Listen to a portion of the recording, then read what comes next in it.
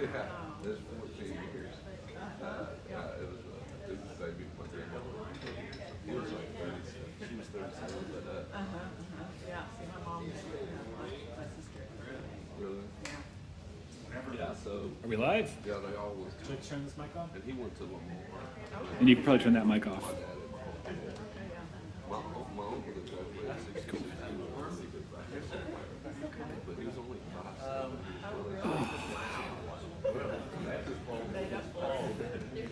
Well, good morning, class. How's everybody doing today? Good. Brett, you want to bump this just a little bit? Glad to be inside. Yeah, a little bit. Happy to be inside, me too. I showed up this morning and it was already warm in here, and I was like, thank you, Jesus. We did an entire chapter of Ecclesiastes last week, and maybe we'll do it again. What do you think? Let's do it. Sure. Who's got the over-under on that? I'm betting under. Betting. Well, welcome. So glad you're here today. We did Ecclesiastes 4 last week, and that means today we're going to do 5.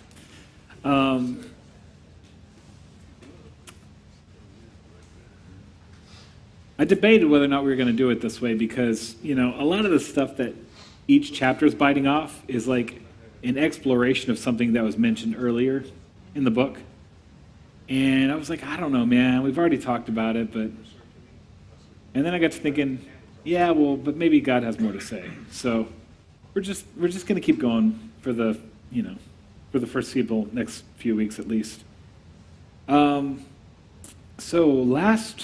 Let's just talk about the book overall, just so we always keep our focus, our grounding. And for anybody new who's just hopping in today for the first time, welcome. Well, I don't see them in the room, but they could be online, You never know who's watching. So Ecclesiastes is a book. It is, what sort of genre do you put it in? It has poetic sections in it, but it's probably not properly filed away as poetry. There is such a genre as wisdom literature, and it probably should fall into that category, which is, it's not a story, it's not a narrative, right? It's not like Samuel or Kings or Genesis. The flip side of that is, it is a snapshot out of this guy's life, most likely. So who's the author here of Ecclesiastes? Who's the author of Ecclesiastes? Don't say God, that's cheating. Solomon, that's right, yeah. Solomon. And a little insight into his life. Solomon is the third king over Israel, back when Israel was all 12 tribes united. The first king was Saul, the second was David, then Solomon. And after Solomon's reign, the kingdom is divided into northern and southern tribes, and it will never be reunited. Later on, it will be the division between, the north and south division will later be the division between Jews and Samaritans, just FYI. They get exiled at different times, but they do all wind up exiled together. So this is sort of the pinnacle of the earthly kingdom of Israel, at least as far as the Bible is concerned.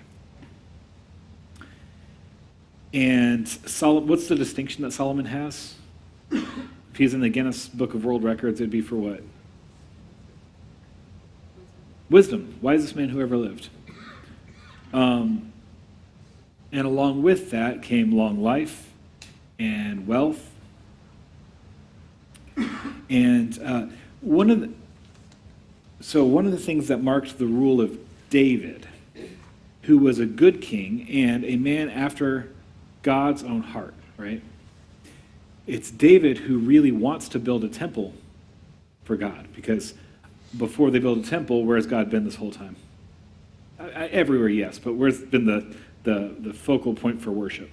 Yeah. Yeah, the tabernacle, which is a tent.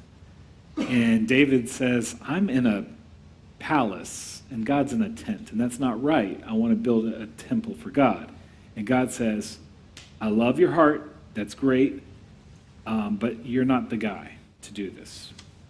You have too much blood on your hands. And it's not, well, some of that's unrighteous, and we could talk about that another time. But principally, a lot of David's reign is marked by warfare, a lot of successful warfare. When we read through the life of Solomon, that's not what his reign's like at all. People are sending homage to him, right?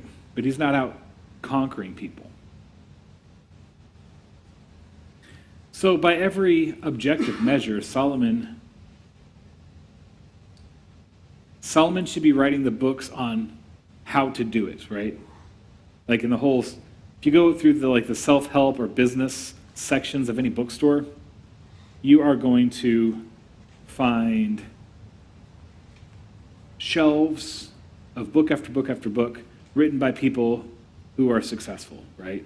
CEOs, mega church pastors, inspirational speakers. You're going to find just shelves full of those guys. Solomon belongs on a shelf like that, right? How I got where I got and how you can get it too.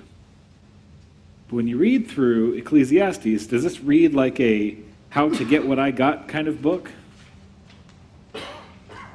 No. Yeah, it's more like don't waste your time. I tried all this stuff, and it was not what it was cracked up to be.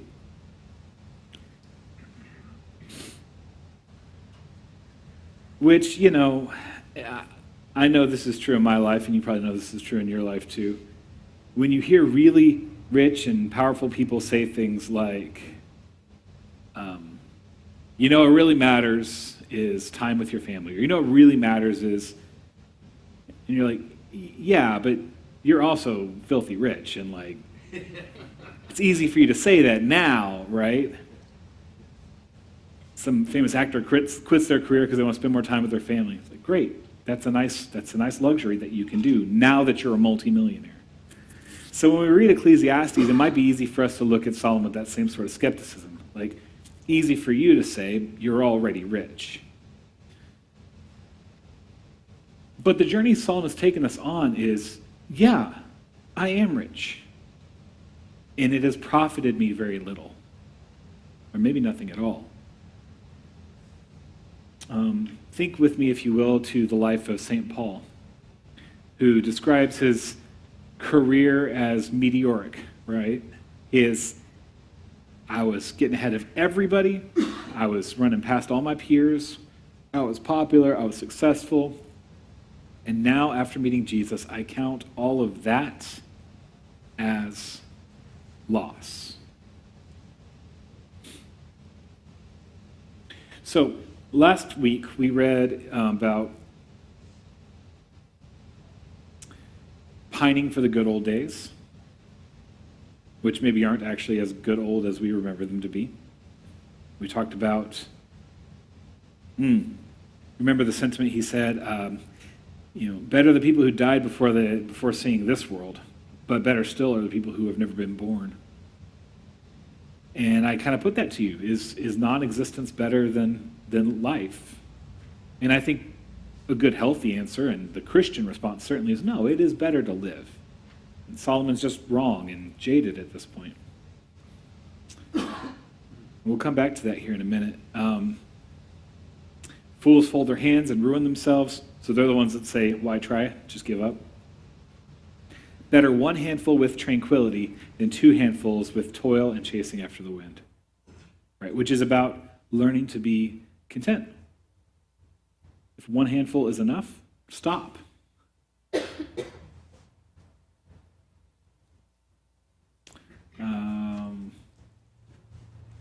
I have in my notes here, a little more is never enough. Right? How much more do you need for the good life? A little bit more. No matter how much you make, it always gets all spent. He said, well, if I just made $100 more, and then you get it, and then it's like, We're going to talk about that today. That's in here for today, so we will talk about that. But then we also got into that section 9 through 12, a section that is sometimes read at weddings, which would be apropos if anybody's planning a wedding anytime soon and they want to pick out some Bible verses. 2 are better than 1 because they have a good return for their labor. We talked about how 1 plus 1 sometimes is greater than 2, right, when it comes to working together. If one falls down, the other can pick them up. They keep warm together. And then a strand of 3 cords is not easily broken. And that has been preached on at many weddings. But I digress. Okay, and then verse 13. And this, I think, speaks back to that beginning of the chapter. Verse 13 says, "Better a poor but wise youth than an old but foolish king, who no longer knows how to heed a warning." Who is Solomon thinking about right now? He's thinking about himself. Right. When was I happy? When was I fulfilled? When was I actually wise? And I would submit to you that maybe the pinnacle illustration of the wisdom of Solomon is when he's praying for wisdom. Because then he sees that the task of leading the people of Israel requires him to depend on God. And over the course of his reign, it seems that he drifts away from that fact. You'll remember over the course of his kingship, he marries 700 women, which is, as far as I can tell, not an exaggeration. And then he has 300 concubines on top of that. And they come from all these other pagan, heathen nations. And so now he is building places of worship for all of their gods, which is sad and ironic, since it was to Solomon that the honor of building the temple for the Lord was given. So you can see he has this decline. Even though maybe his worldly wisdom seems to be increasing, he's missed out on the most fundamental of facts. If you read through the book of Proverbs, you will be familiar, I know you're familiar with this passage. What is the beginning of wisdom? The blank of the blank is the beginning of wisdom. What is it? The fear of the Lord is the beginning of wisdom.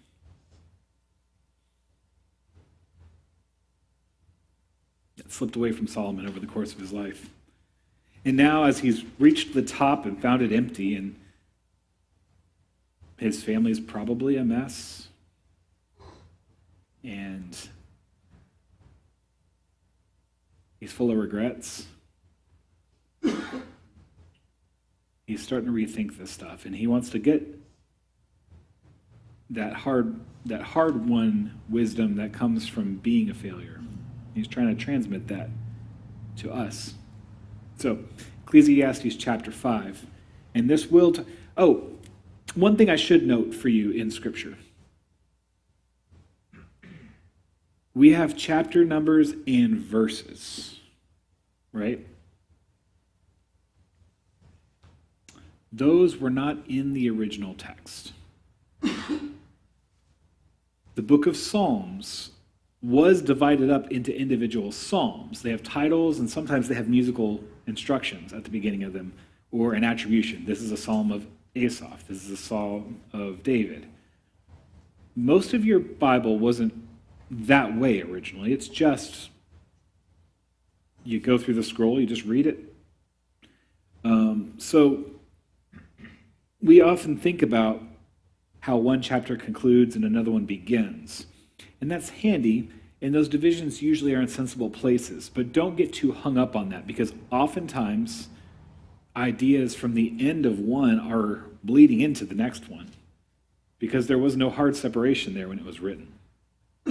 Mostly we use chapters and verses to help us find things quickly, and that's kind of the big point. And often it can make for thematical groupings, but you'll see why here in a minute, probably, why I'm making this point. Okay. Ecclesiastes 5, verse 1. Guard your steps when you go to the house of God. Go near to listen rather than to offer the sacrifice of fools who do not know that they do wrong. Do not be quick with your mouth. Do not be hasty in your heart to utter anything before God. God is in heaven and you are on earth, so let your words be few. A dream comes when there are many cares, but many words mark the speech of a fool.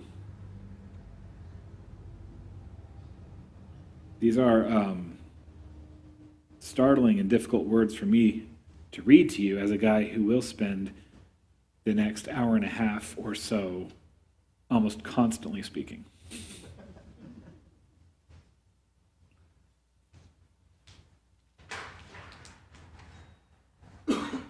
Let's extract some big points out of this, though.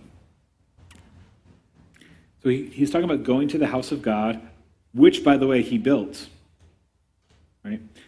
When you go to the house of God, what are you going to do? What is going to God's house supposed to be about?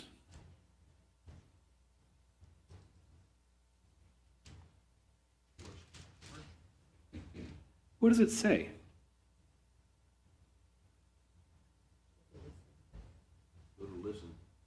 Going to the house of God, primarily you should listen. This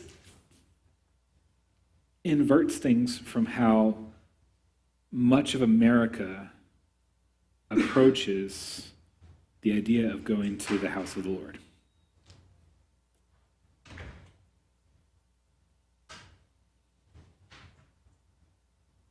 There's an error on two fronts, and we often are going to fall into one or the other. So there is one error, which is I go to hear the sermon where I get some things I need for life, right? Going to church is a lot more than that. On the flip side, there's the attitude that I go to worship, I go to the Lord's house to offer my worship. Both of those are good, right? Listening to God's word, offering your worship, they're both good. However, I think sometimes we get the wrong attitude that when we go to the worship service, we are serving God. When we as Lutherans talk about the divine service, it's not about us serving God. God serves us in his house.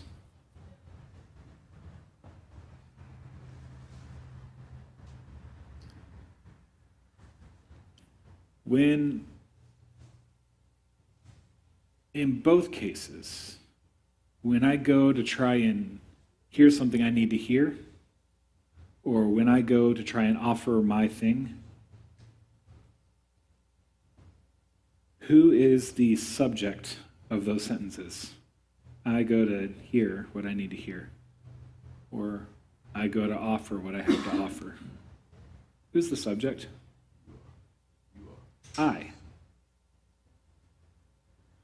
think what Solomon is trying to remind us about is that when you go to church, you're not the focus.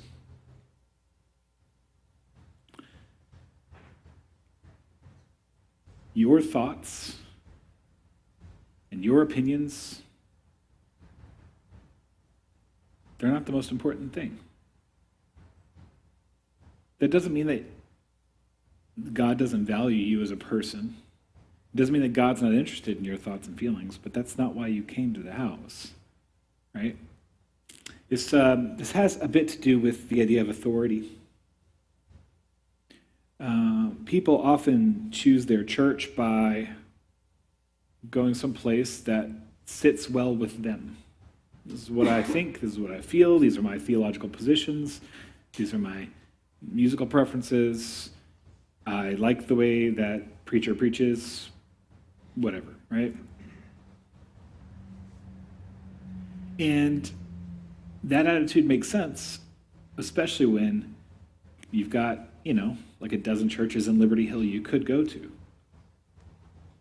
But all that is pretty consumer-minded, isn't it?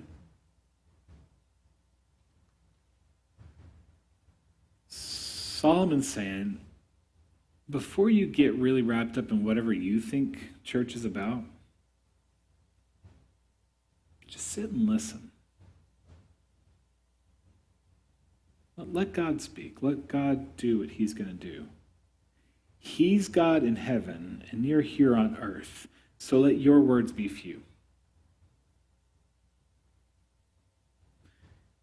And that makes a sense even from sort of a literal standpoint.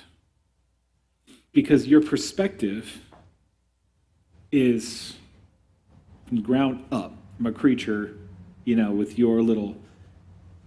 you're on earth. Where, by the way, everything is meaningless under the sun, right?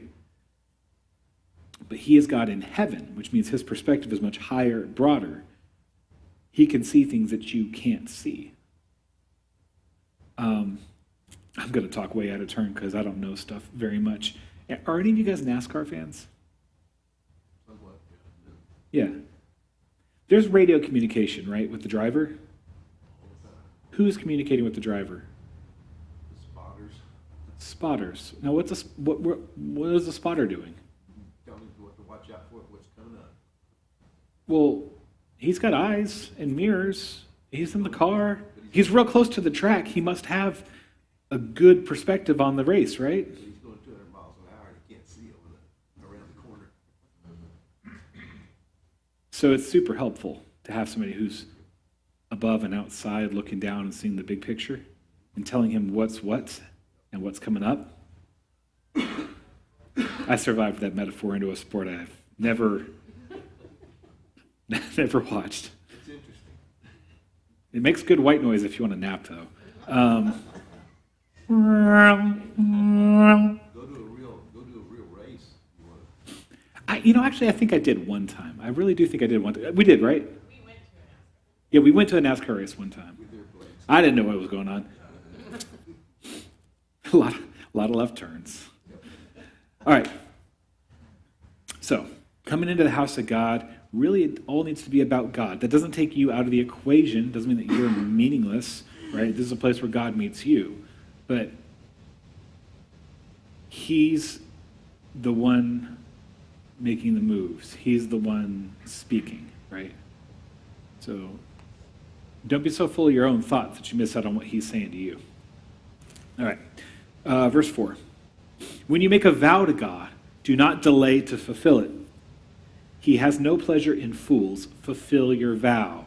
It's better not to make a vow than to make one and not fulfill it.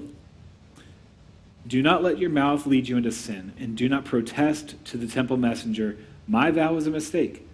Why should God be angry at you, at what you say, and destroy the work of your hands?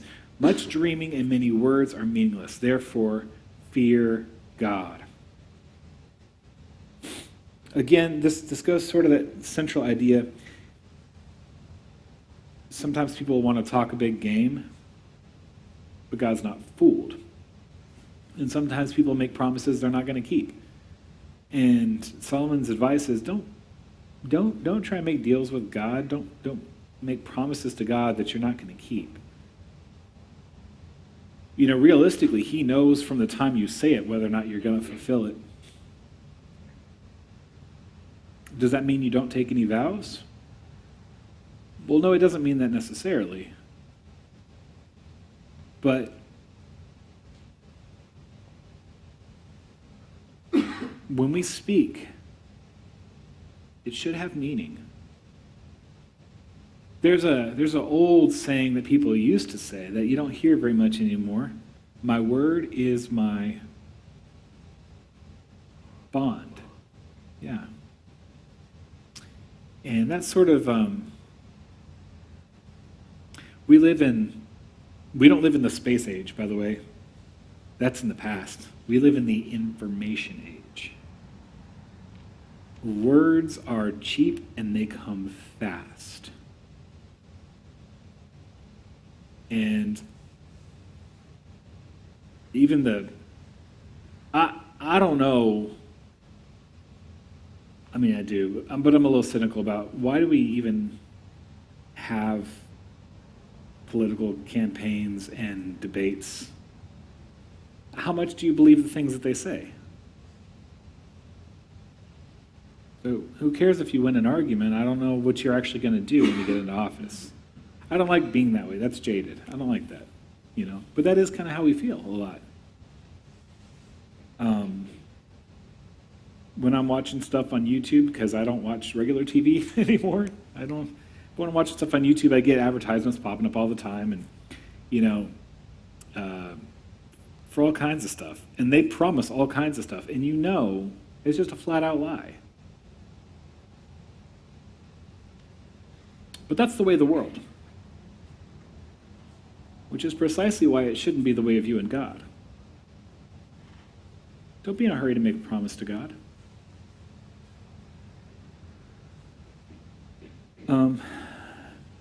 Jesus has something to say about this too, you know. He says, don't swear by this or that. Just let your yes be yes and your no be no. Now, on the one hand, you can tell he's saying you don't need to take vows over all kinds of stuff. In fact, somebody who swears all the time is a lot less credible, right? But somebody who says it and then does it, that's credibility. Somebody says they're going to do something and they come through and they do that 3 times. You're not going to doubt them on the 4th time. You're not going to doubt them on the 5th time. Solomon's saying your relationship with God ought to be like that too, right? If you say something, just do it. Just do it. Just do it. If you're not sure you're going to do it, don't open your mouth. But if you agreed to do it, there's probably good reason. So follow through.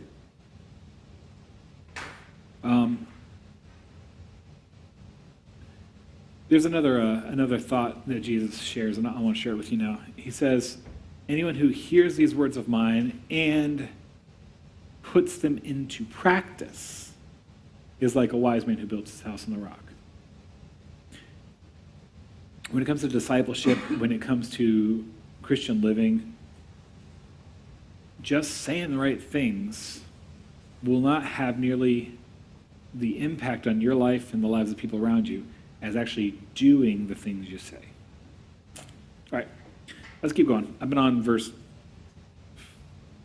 7 for too long. My heading here for verse 8 is riches are meaningless. And we all say, yeah, that's what you say when you're really rich, right? If you see the poor oppressed in a district and justice and rights denied, do not be surprised at such things, for the official is eyed by a higher one, and over them both are others higher still. The increase from the land is taken by all. The king himself profits from the fields.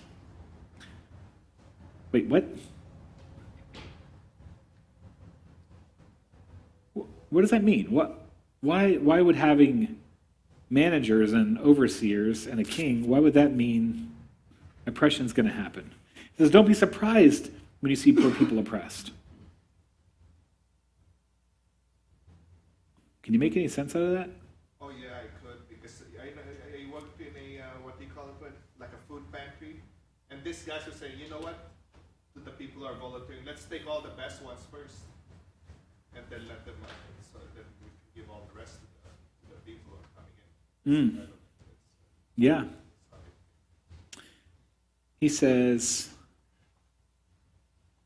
for one official is eyed by a higher one, which means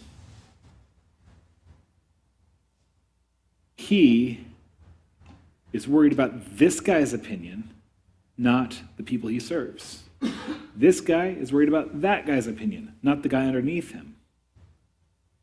Right? Because almost always our attention is to people who are higher on the ladder. So Solomon's saying, the guy who serves the poor isn't accountable to the poor. He's accountable to his manager. Don't be surprised if the poor are neglected, because he doesn't have to make the poor happy. He has to make his manager happy. Does this make sense?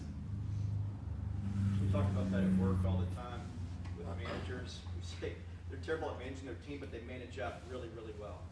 They manage up really well. Yeah. Well, is it good that we care about the opinions of our superiors? So, people who are higher on the org chart than us. Is it good that we care about their opinions? Yeah, sure it is. But this other thing here, it's self-serving. When you care up and not down, it's self-serving, but it's natural. That's why people do it all the time. Are there any solutions to this problem?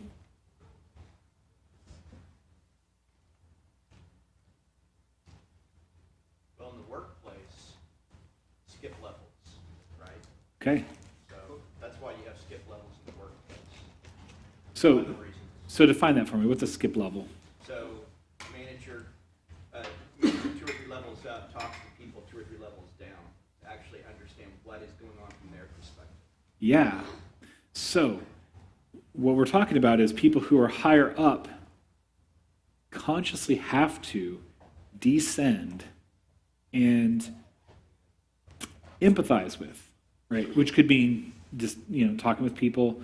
There's always, I don't know how many little fables there are about the king or the prince who dresses up like a poor person one day and goes out and just sees what it's like. Undercover boss, right? Yeah, it's the same idea. That's TV, and who knows how real that is. But, I think in a lot of ways, too, flattening organizations can be helpful in this, right? The closer you get from the people doing the work to the people who are being served, generally the better, right? I believe that the kingdom of God is meant to be a very flat organization. When churches start to look really hierarchical, they tend to not look very much like the Acts church, for instance. They tend to not look very much like how the kingdom of God is described. It ought to be pretty flat. How many kings are there in the kingdom of heaven? Just one. Well, like how many barons are there? Or lords?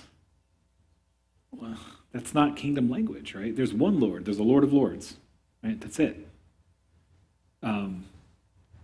Or, to put it a different way, in the kingdom of heaven, who's in the royal family? Everyone. Right? We're all sons of the king. So I think that flattening is another important principle. But ultimately, and this is what you were talking about with skip levels, ultimately, to end oppression, the king has to care about the poor.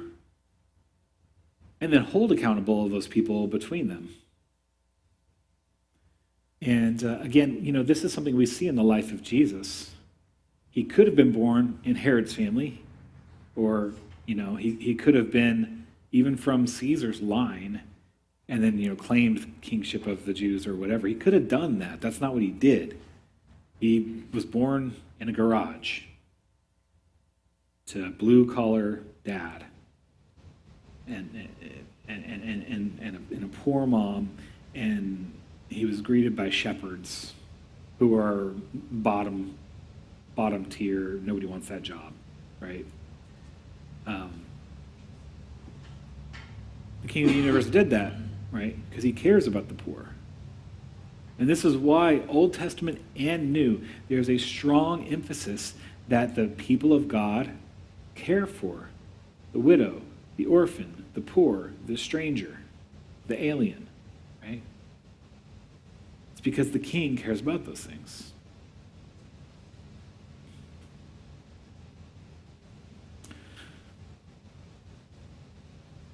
Whoever loves money never has enough. Whoever loves wealth is never satisfied with their income. This too is meaningless. As goods increase, so do those who consume them.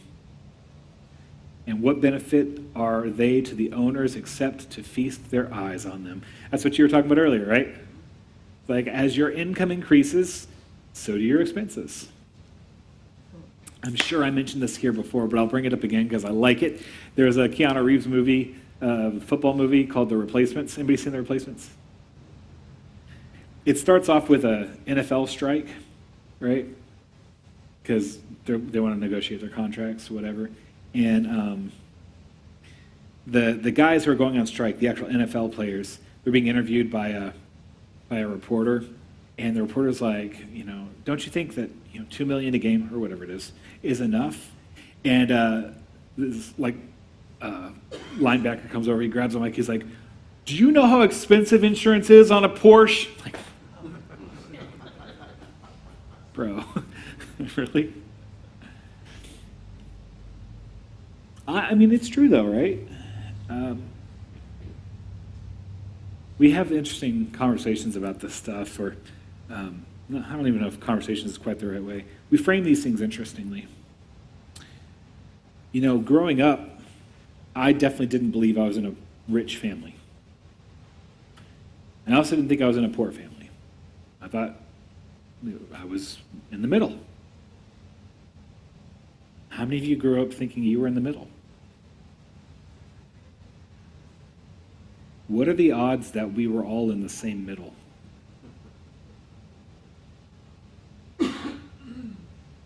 When I talk with Sam about this stuff, I tell him that I feel like we're a pretty rich family. And I think he believes that. Now, compared to many of y'all, our house is pretty small. And our cars are kind of old.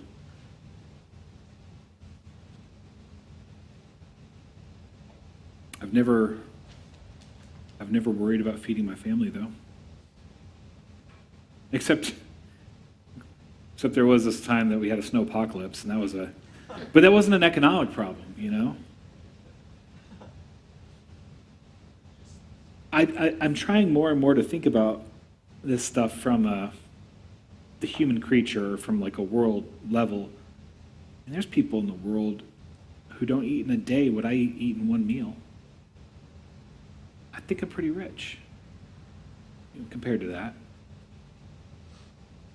And that's the place that I want to be, is to remind myself that, when I feel like I don't have enough, maybe I should remember that I've already got more than enough. I'm not on the verge of starving here, guys. Like, it's not an issue for me right now. But as we get paid more, well, we can take on more subscriptions. We can buy a new car. We can whatever. And generally speaking, our income, our expenses will grow to match our income. And so a lot of us are, as your income increases, you don't necessarily wind up in a better position. You just have nicer stuff. Again, it's natural. I like this. Verse 12. The sleep of a laborer is sweet, whether they eat little or much. But as for the rich, their abundance permits them no sleep.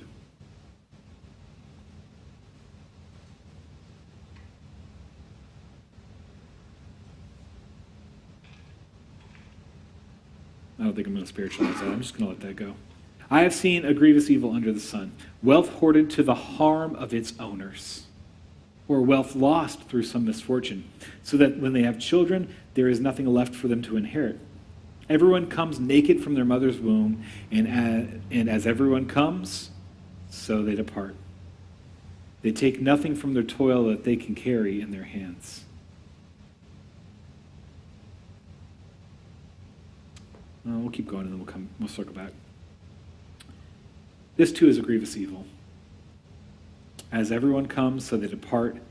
And what do they gain since they toil for the wind? All their days they eat in darkness with great frustration, affliction, and anger.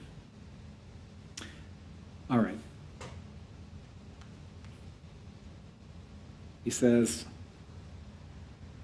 I've seen excesses on both sides.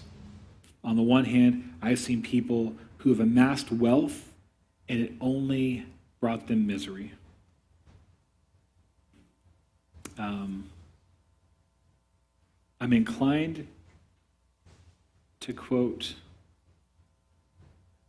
a gangster rapper from the 90s. It's probably not appropriate, is it? Well, you know what? Whatever. It's just a commentary on who he was and where he was in life. He said, more money, more problems. You think that stopped him from trying to get more money? It did not. But that is sort of the way of the world, right? They've made TV shows about this, right? Hoarders. People who just get, and they can't let go of stuff. It doesn't make them happy, but letting go of it's painful too. And so they just live in this miserable space. And, I think we all have some, maybe not we all, but I think many of us have some inclination in that direction, right? We think we're going to amass a little bit more and feel a little better, and then you get a little bit more and you don't feel any better. And then he says, well, and then there's the error on the other side, right, where people work hard and then they still lose it.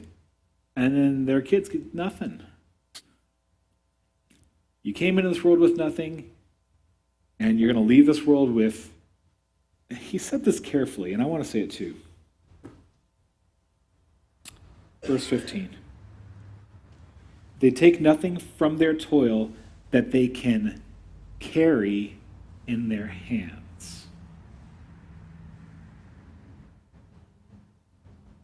So the conventional wisdom in our vernacular is you can't take it with you when you die, right?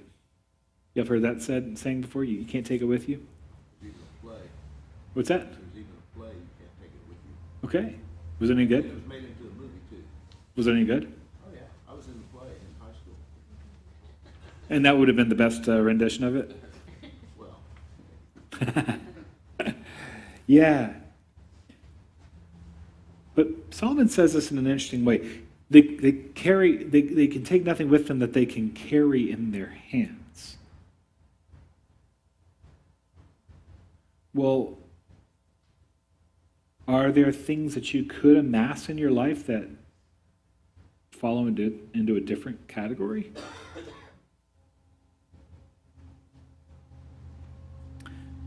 Jesus says, do not store up for yourselves treasures on earth, where thieves and where moth and rust destroy, and where thieves break in and steal. But rather, store up your treasures in heaven. store up for yourselves treasures in heaven, where moth and rust do not destroy, and where thieves cannot break in and steal. I think, perhaps, although I don't know for sure, if Solomon had quite gotten there in his own mind, but certainly Jesus understood this, that all that is material is a useful tool, perhaps, but it's not an end. It's not a goal. Don't while away your life trying to amass things that you have to let go of at the end of your life, but rather maybe prioritize those things that you get to take with you when you die.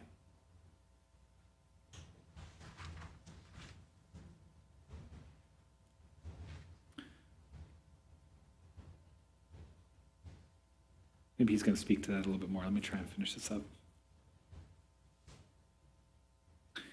This is what I've observed to be good, that it is appropriate for a person to eat, to drink, and to find satisfaction in their toilsome labor under the sun during the few days of life God has given them.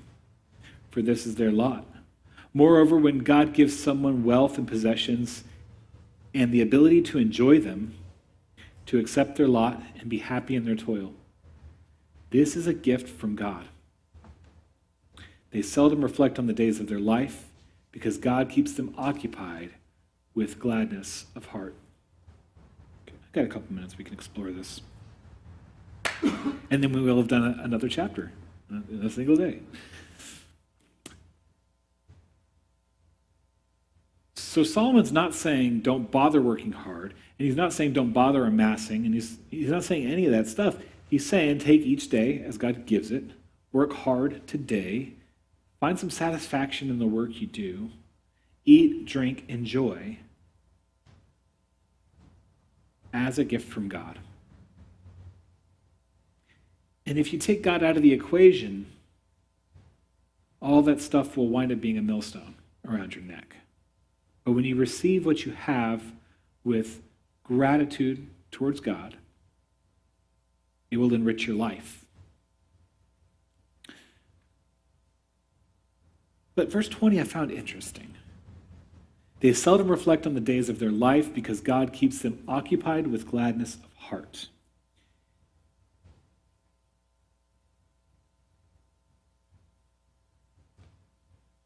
We live in an era in which people are encouraged to be constantly introspective. Children are taught that they need to identify their feelings and name them. We have been taught to be constantly in tune with how we feel, constantly thinking about ourselves. But from what I understand, the things firing in your brain when you are looking inward are virtually the same as when you feel anxious. All the time you spend thinking about yourself is time that your body is actually feeling anxious. In fact, this is where the idea of self-consciousness comes from. Right? When somebody stands up in front of a crowd to talk to people, what makes them feel awful is thinking about what people are thinking about them. Like, if one of y'all came to stand up and talk about a passion that you have in life, if you were thinking about that passion, whatever it is, sports, knitting, whatever it is, right? If you're thinking about that, your face would be full of joy. Your voice would be full of joy. You'd be loving life. But the moment you start thinking about yourself and how other people are thinking about you, anxiety goes up, fear goes up, all sorts of negative emotions just erupt, right? So then rather than just being grateful in this moment and celebrating what is good in your life, that turn inward robs you of all that. I think knowing that helps me understand what verse 20 is saying. We'll do 19 and 20. When God gives someone wealth and possessions and the ability to enjoy them, to accept their lot and be happy in their toil, this is a gift of God. So those people receiving this gift from God, verse 20, they seldom reflect on the days of their life because God keeps them occupied with gladness of heart. I know it was a philosopher, and I don't remember which one it was, that says that the unexamined life is not worth living. Was that? Somebody said it. I was thinking it was Socrates, but I wasn't sure. But, I mean, I guess there's a place for that. But some of us spend so much time in that we miss out on the joy. After church, every week, I listen back to what the live stream was like. And it's not something I take great pleasure in because I hear all the mistakes in the music I played and I hear all the things I wish I could have said better. And like most of you probably, I can't stand the sound of my own voice. Right? I hear that from people all the time, that they don't want to be recorded because they don't like the way they sound.